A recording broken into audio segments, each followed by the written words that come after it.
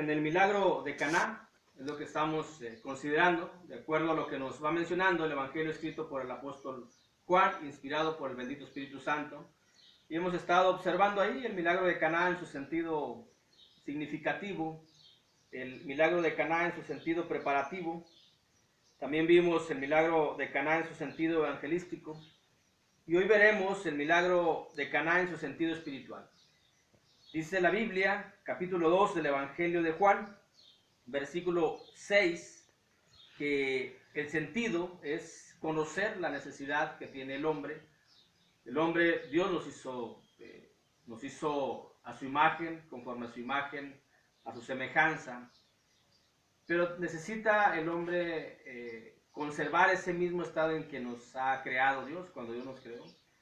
Cuando hemos pecado, hemos caído de la gracia de Dios y hemos caído de su imagen y hemos caído de su semejanza. Tiene que haber un restablecimiento. Y para ese momento, para que se dé esa situación, es necesario una conversión, un cambio en el ser humano de el mundanismo a lo espiritual, dejar todo lo que es la carne para que se convierta en uno más espiritual, y solamente lo puede hacer el Señor Jesús. ¿Qué es lo que nos enseña a través de este milagro que efectuó en Caná de Galilea, el primer milagro que él hizo por allá? Nos enseña que el hombre tiene una necesidad, lo cual uno tiene que reconocer. Cuando no hay un reconocimiento de parte del hombre, pues obviamente Jesús no hace nada, que lo puede hacer, pero no hace nada porque depende que el hombre lo pida, depende que el hombre lo busque, depende que el hombre sea quien se dé cuenta que realmente necesita un cambio en su vida para poder estar bien con Dios. Y lo que nos dice el versículo 6, y estaban ahí 6 tinajas de piedra para agua, conforme al rito de la purificación de los judíos, en cada una de las cuales cabían 2 o 3 cántaros. No eran tinajas que tenían una medida específica, pueden ser unas más grandes, otras más chicas. Lo que sí es de que dice el versículo 7 que las llenaron hasta arriba. Pero en el versículo 6 vemos ahí el hombre en el número 6 del 6 tinajas, nos da para entender de que el sentido espiritual se refiere a la necesidad que tiene el hombre como ser humano como tal. El hombre fue creado al 6º día. El número 6 es la imperfección. La imperfección, ¿por qué? Porque no porque Dios nos haya hecho imperfectos, sino que el hombre ha caído en pecado y eso lo ha hecho imperfecto. Y para poder estar bien con Dios se necesita entrar nuevamente a esa perfección con la que Dios nos hizo. Y para poder entrar a esa perfección con la que Dios nos hizo es necesario la conversión, es necesario el cambio, que es lo que Jesús hace en este milagro, convierte el agua en vino, y es lo que hace con el ser humano, lo convierte en humano a espiritual, lo convierte en carnal a espiritual, lo convierte en hijo de perdición, en hijo de ira a hijo de Dios, lo convierte o lo transporta del tormento eterno al cielo mismo para que muera eternamente al lado del Padre. Por ello, el milagro de Caná en sentido espiritual es conocer la necesidad de cada hombre, y eso lo tiene que hacer cada uno. El sentido es conocer que el milagro se realiza en el agua. El milagro se hace en el agua. Cuando todos nos hemos bautizado, ahí es donde se hace el cambio. Entramos humanos, entramos imperfectos y salimos del agua perfectos no por nosotros, sino por Jesús, que es quien hace el milagro, que es quien en el agua, abajo del agua, nos quita el pecado, nos da el título de hijos de Dios, recibimos el Espíritu Santo, el perdón de pecados. El milagro se efectúa en el agua. Por eso dice el versículo 7, Jesús le dijo: llenad estas tinas de agua, y las llenaron hasta arriba. Para que se efectúe ese milagro, aquel hombre que vaya a entrar, que quiere una conversión en su vida, un cambio en su vida, tiene que estar cubierto de agua, porque somos sepultados, dice la Biblia, con él por el bautismo. Pero el milagro se hace ahí. El agua no es milagrosa. Quien hace el milagro es Jesucristo. Cuando nos da el Espíritu Santo, en ese momento que bajamos al agua, ahí se efectúa la conversión, y ahí se efectúa el cambio, y ahí se efectúa ese milagro que todavía existe y que todos lo podemos sentir y que muchos lo hemos visto cuando vemos que entra un hombre y sale un alma nueva o un hombre nuevo, un nuevo nacimiento, como decía Nicodemo. ¿Cómo es posible que vuelva a entrar al vientre de mi madre y nacer de nuevo? De cierto te digo que el que no naciere de agua y de espíritu no podrá entrar al reino de los cielos, le dice el Señor Jesucristo a Nicodemo. Es decir, el que no nazca de agua, tiene que nacer de agua y de espíritu para poder entrar al reino de los cielos. Y es lo que nos da aquí a entender este milagro, de que en el agua es donde se realiza el milagro. No el agua es milagrosa, sino nosotros vamos al agua, al bautismo por la fe. Y el que hace todo el trabajo es el Señor Jesús. El milagro lo hace en el agua. El sentido es conocer que el Espíritu Santo avala ese milagro. Porque cuando nosotros llegamos, cuando hacemos lo que nos dice la Biblia, que dice, ¿qué me impide ser bautizado? Si crees de todo corazón que Jesucristo es el Hijo de Dios, bien puedes.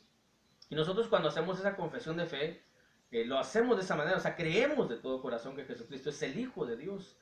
Y cuando cumplimos con ese requisito bíblico, entonces sí podemos ser bautizados, entonces sí podemos ser perdonados, entonces sí recibimos el Espíritu Santo.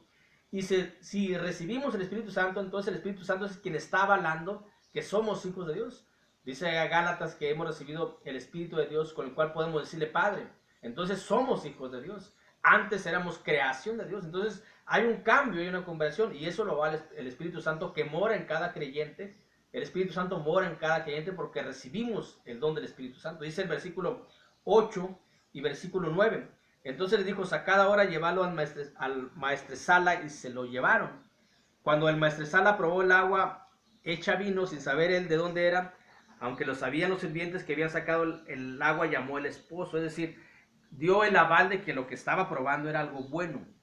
Así también el Espíritu Santo, al morar en el creyente, está avalando, dice la Biblia en Efesios, de que Dios nos ha dado las arras del Espíritu como comprobación de lo que se está efectuando. Es algo real, es algo que es cierto, y para tener la certidumbre todos aquellos que llegamos al bautismo de que lo que Dios ha prometido es cierto. Dios ha prometido un cambio en cada uno a través de Jesucristo, y eso lo va a dar, y va a dar el aval al Espíritu Santo. Aquí vemos obviamente la deidad, Padre, Hijo y Espíritu Santo están aquí. En cada palabra está la deidad porque es Dios, y el Espíritu Santo es pues quien avala esa conversión, es decir, el maestresala, tipificando lo que vendría siendo el Espíritu Santo, y el Padre también dando el aval de que el Padre nos da el aval porque nos llama como hijos, pues ya somos considerados como hijos, ya no somos creación de Dios, ya somos hijos de Dios. El sentido es conocer las diferencias entre el hombre y el esposo.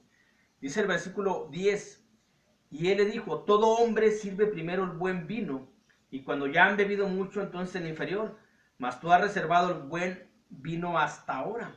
Es decir, el esposo, que es Jesucristo, dice, ha reservado el buen vino hasta ahora. Es decir, no lo ha sacado no lo ha dado primero, como todo hombre o como el mundo lo hace. Hay otras versiones que dicen todo mundo, y que pues estaría bien, porque dice todo hombre, es decir, todo ser humano sirve primero el buen vino, y cuando ya han bebido mucho, entonces el inferior. Entonces tenemos que conocer las diferencias que hay entre el hombre y el esposo, porque el hombre sirve primero el buen vino, es decir, en el mundo, el hombre influenciado por el mundo, primero ofrece la seducción, primero ofrece la belleza, primero ofrece lo bueno que hay, o lo vistoso, pero luego viene el cobrar la factura, luego viene lo inferior, luego viene lo feo, pues, es lo que nos menciona aquí la Escritura. Así vemos en el mundo nos ofrecen las perlas, nos ofrecen algo bonito, pero luego viene que cobran aquello, que te cobran la factura. Muchos casos vemos, lamentablemente, como hay mujeres que se dejan llevar por las ilusiones que les ofrecen los hombres. Les ofrecen, primero llegan con carros, les ofrecen condominios, casas, cuentas bancarias, luego se las llevan. Y luego cuando llegan a ese lugar, entonces ahora sí viene el inferior, es decir, no, sabes que vas a trabajar ahora para esto.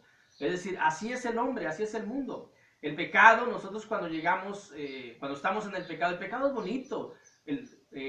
La tentación pues es bonita, el pecado no, el pecado es muerte, pero la tentación es bonita. La tentación, en el caso de los hombres, pues una mujer es bonita, el dinero es tentador, es algo bonito, pero cuando se ha llegado a lo que es el pecado, entonces viene la muerte, porque el fin del pecado es la muerte, pero de primero la tentación pues es algo bonito. Dice la Biblia ya en Proverbios 23, versículo 31 y 32, dice, no mires al vino cuando rojea, cuando resplandece su color en la copa. Se entra suavemente, mas el fin como serpiente morderá y como áspid dará dolor. Así es lo que hace el hombre, así es lo que hace el mundo, así es lo que hace el pecado cuando se es influenciado por las cuestiones mundanas. Por eso dice aquí en el Evangelio de Juan, todo hombre sirve primero el buen vino, es decir, todos ofrecen primero las perlas, ofrecen primero lo bonito.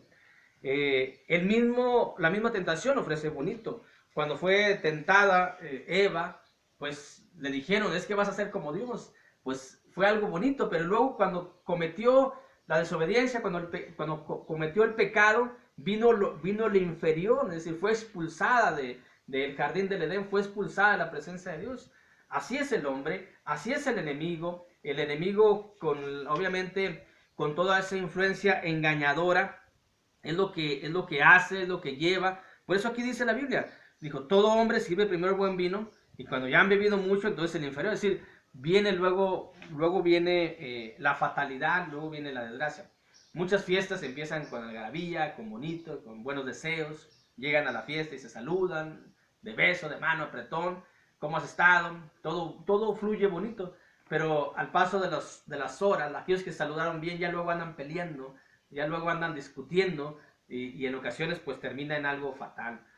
Por eso aquí la Biblia nos menciona que Jesucristo, el esposo, no es así. Jesús ofrece el buen vino. Y eso tenemos que conocer la diferencia. Dice, tú has reservado el buen vino hasta ahora.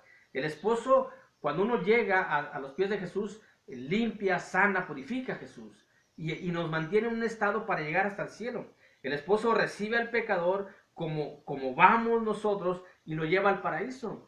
Es decir, él no da primero lo inferior. Lo inferior lo hemos obtenido nosotros por el pecado, por el mundo, por la tentación, por nuestras propias concupiscencias. Pero cuando llegamos a Jesús, Él nos ofrece el primer vino y así se va a quedar para siempre. Basta recordar la historia que nos presenta la Biblia en Lucas, en Lucas y vemos también en otro evangelio, cuando el ladrón aquel se arrepiente, es decir, después de haber vivido inferiormente toda su vida en pecado, en disolución, se topa al Señor Jesús, se arrepiente, hay una conversión, entonces Jesús lo lleva al paraíso. Y esa es la diferencia que hay entre el hombre y el esposo. Y eso es lo que nos enseña aquí la Escritura, conocer la diferencia entre la gracia y la ley. Moisés hizo un milagro parecido a eso en Egipto, pero trajo fatalidad. Jesús hace un milagro aquí, pero trae vida en abundancia, que es la gracia, y Moisés es la ley. Este es el milagro de Caná en su sentido espiritual. Dios les bendiga.